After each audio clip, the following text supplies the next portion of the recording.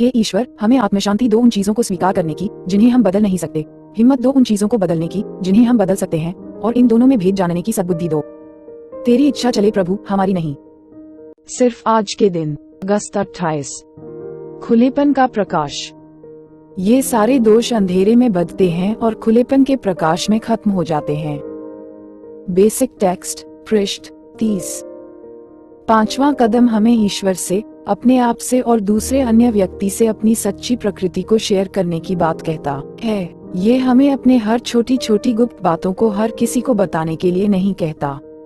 ये भी नहीं कहता कि हम अपनी उस हर शर्मनाक और डरावनी बात को पूरे संसार पर जाहिर करें। पांचवा कदम तो केवल यही सुझाव देता है कि हम समझें कि हमारे रहस्य फायदा पहुंचाने की जगह हमारा नुकसान ही ज्यादा करते हैं, जब हम केवल अपने तक छिपाए रखते हैं। यदि हम किसी एक भी व्यक्ति के सामने अपनी सच्ची प्रकृति को जाहिर करने के लिए अपनी हिचक छोड़ते हैं, तो हमारी जिंदगी का गुप्त हिस्सा और भी ज्यादा शक्तिशाली हो जाता है।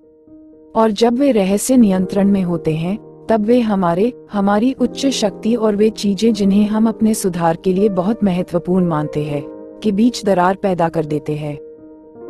लेकिन जब हम अपनी गुप्त बातें कम से कम किसी एक व्यक्ति, अपने स्पॉन्सर या शायद अपने एक नजदीकी मित्र से उसे विश्वास में लेकर शेयर करते हैं, तो वह व्यक्ति हमें अस्वीकार नहीं करता।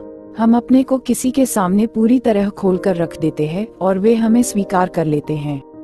जब ऐसा होता है, तब हम महसूस करने लगते हैं कि ईमानदारी से शेयर करना अब जिंदगी के लिए कोई खतरा नहीं है। हमारे रहस्य हम पर हावी बने रहने की अपनी ताकत अब खो चुके हैं। सिर्फ आज के दिन, जो रहस्य मेरी जिंदगी में हैं, मैं उनके प्रभावों को किसी एक व्यक्ति के साथ शेयर करके खत्म कर सकता हूँ। हे ईश्वर, हमें आत्मशांति दो उन चीजों को स्वीकार करने की जिन्हें हम बदल नहीं सकते, हिम्मत दो उन चीजों को बदलने की जिन्हें हम बदल सकते हैं, और इन दोनों में भेद जानने की सद्बुद्धि दो। तेरी इच्छा चले प्रभु, हमारी नहीं। Thanks for watching. Like, make sure, subscribe at @trend_91.